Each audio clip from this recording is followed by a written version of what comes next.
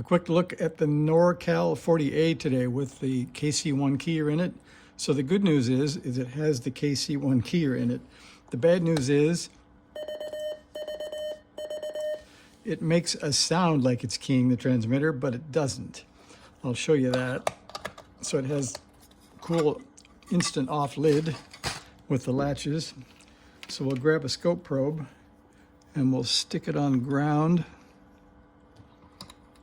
if we're lucky, and on the output jack for the antenna, and we'll key it. I'll let you take a look at the scope. Not a lot going on.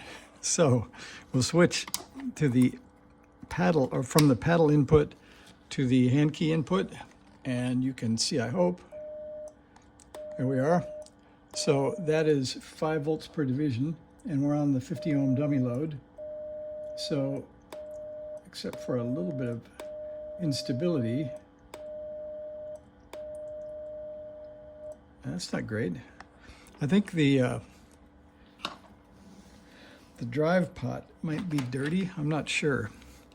Let me give it a little spin back and forth here and see what happens. Wrong screwdriver. We'll try this one. This isn't an official cleaning method, but it might do in a pinch here. Let's just see what happens. Okay, so we'll key it. I'll give you guys a look.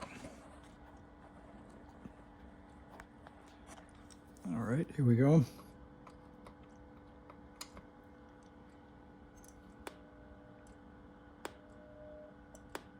You can see this radio has a side tone that's derived from the output signal, so you can hear the side tone come up too. And let's see. So we want to get to, that's 5, 10, 15, 20, 25. I think 28 is the magic number, and I'll show you why. So if we grab a calculator here,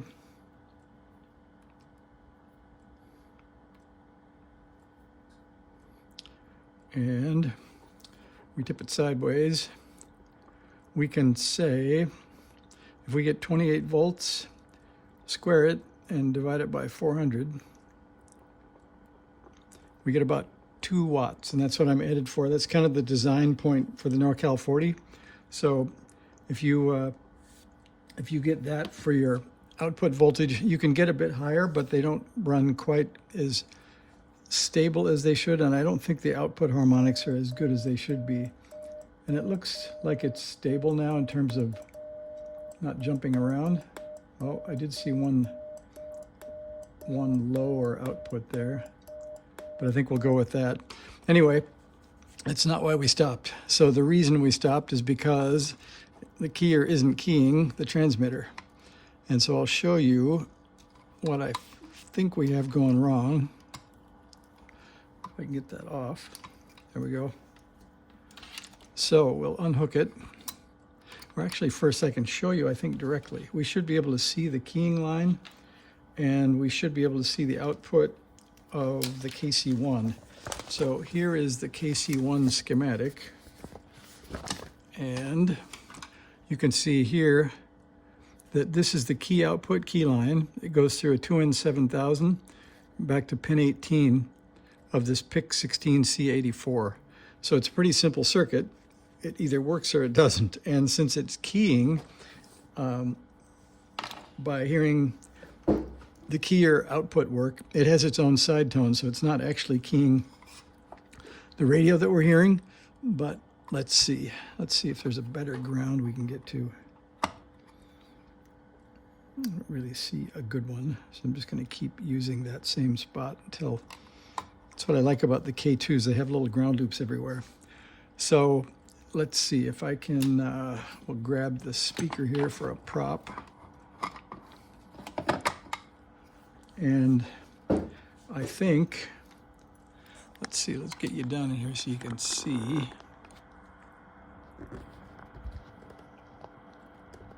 All right, that's about the best I can get, I think. We'll tip that up just a bit. So you can see the key line is running off of the KC1 right there.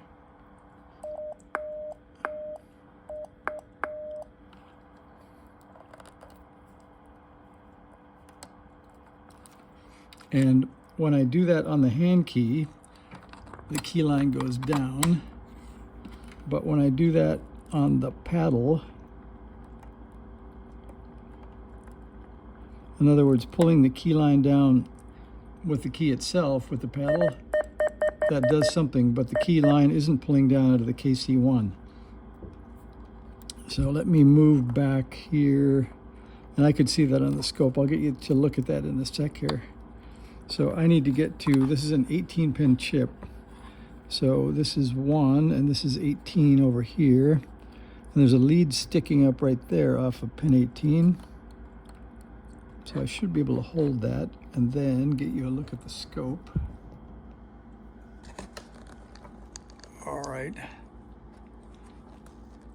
The camera mount isn't very stout. So that is the key line coming out of the chip. That's doing the right thing.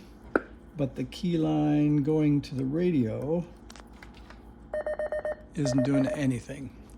And so if you look at that circuit, that means that right here was what was moving and right here is what isn't. So it sort of isolates you to the issue, I think. And luckily, I was looking today for some 5 picofarad caps for the Norcal 40B project, and I found a 2N7000 just by chance in the junk box. So even though I ordered one from Jameco yesterday, we're going to try to see if we can get it changed. So we're going to pull out the KC1, hopefully as minimally as possible. I think it's 2 nuts, should be the whole mounting. And then we should be able to get to enough of that board to get the 2N7000 out. I'm going to put those in a plastic tub so they're still here when I get back. All right, there's the KC1, not so big. And there's the 2N7000. So let's see if we can get that tipped up and bent the right direction to see if I can get in there without smoking any leads. All right, let's see. There's the 2N7000 right there. And it would be more optimal if this was going to be clamped down somehow. I might be able to grab the edge of that with the vise if I turn the board around here. So let's try that, because I think it will be less than fun to try to keep things stable enough for you guys to watch. So let me grab the edge of the KC1 here. Let me zoom back. Let's see if we can grab it in here. There's not a lot of edge to grab. There is an edge here.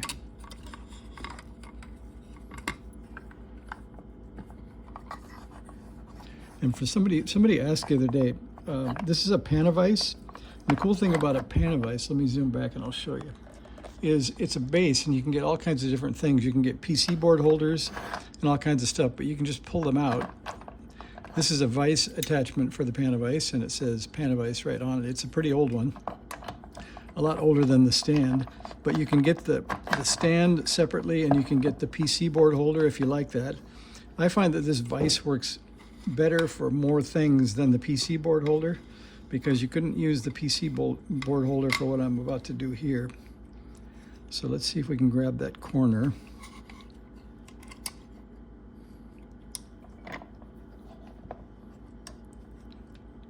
And then we'll prop the radio up with a speaker, bend some wires out of the way, and I think I can get to that. So there is the 2N7000 and some glare. And I think the soldering iron wasn't hot, but let's see, I think that'll be pretty quick to get heated up. And I gotta find the solder. And if you're asking, this is ancient stuff back when it cost $15.95 for a pound of Kester, and it is officially SN63 lead 37, which I think is supposed to be the best wetting, but maybe not the best solder. But that's what I've been using for a long time. So let's see. We'll back up a bit. We're going to grab the contact bottle full of water and wet the sponge. Get the tip cleaned up. I don't think that's so interesting to watch, so I won't show you. And we'll see if we're able to melt solder or not.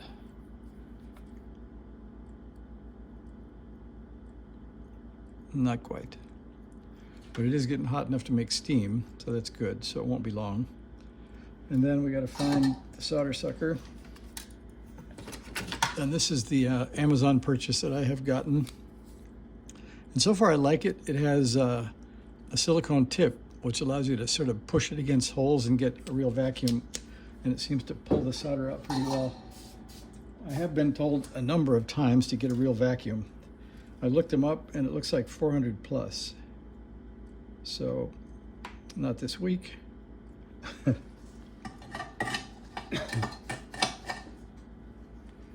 tip isn't that pretty. We're not melting solder yet. I thought that'd be quicker. All right, we're melting solder. Let's see if we can really melt solder and not melt any insulation. Boy, it's not that easy. All right, so that melted nicely.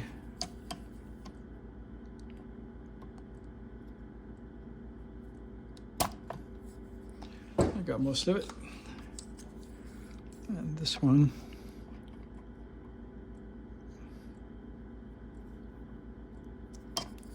But you gotta push the plunger every time, otherwise it's not gonna work.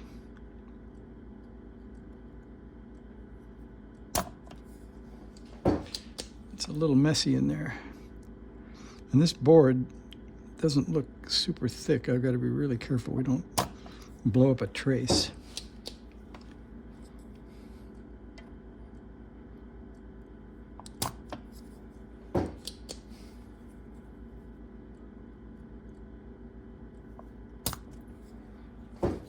It might be close. Let's see.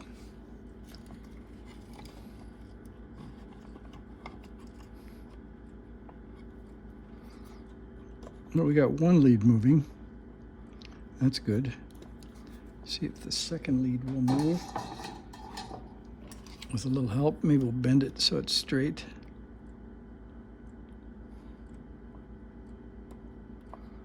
Looks like we're pretty close here.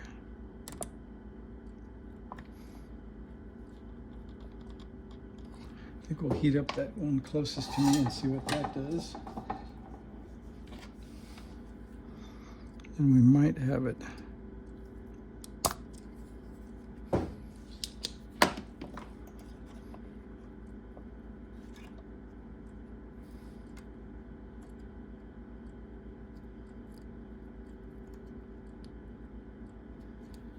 I'm going to suck that one more time.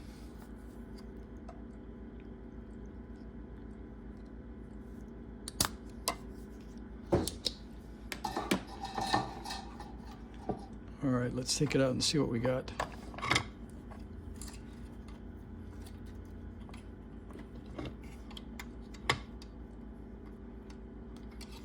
Feels like it. Let's see what we get.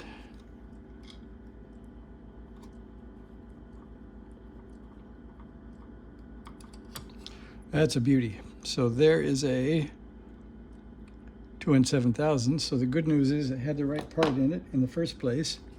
I've seen that before too, where you expect something is bad and it actually isn't even the right part. So we're going to put that in the same orientation. Let's see if we can get that in there.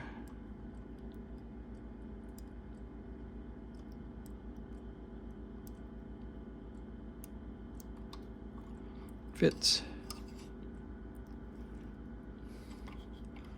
All right, I think we can solder it without going back to the vise, so we'll do that.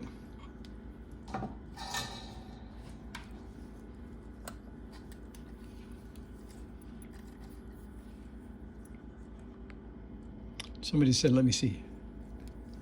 So let you see.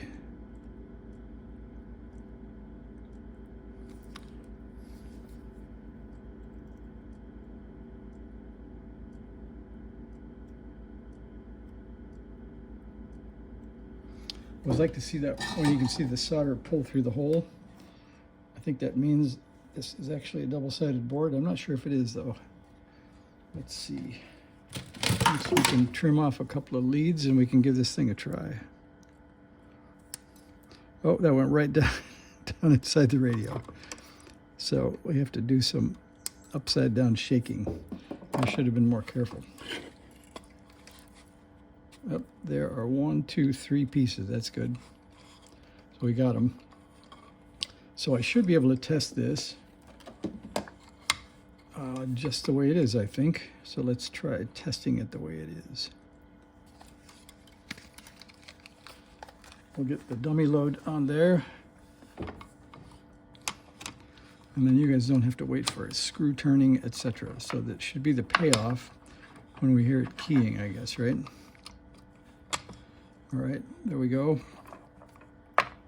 That's power. Just for added effect, we'll hook up the audio. And then the key is right there. So let's see what we get. Did I grab the right power? Maybe not. I guess I did.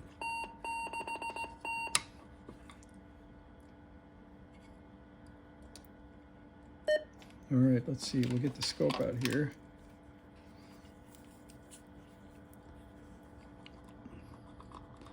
That's a wide grab for that thing. I missed.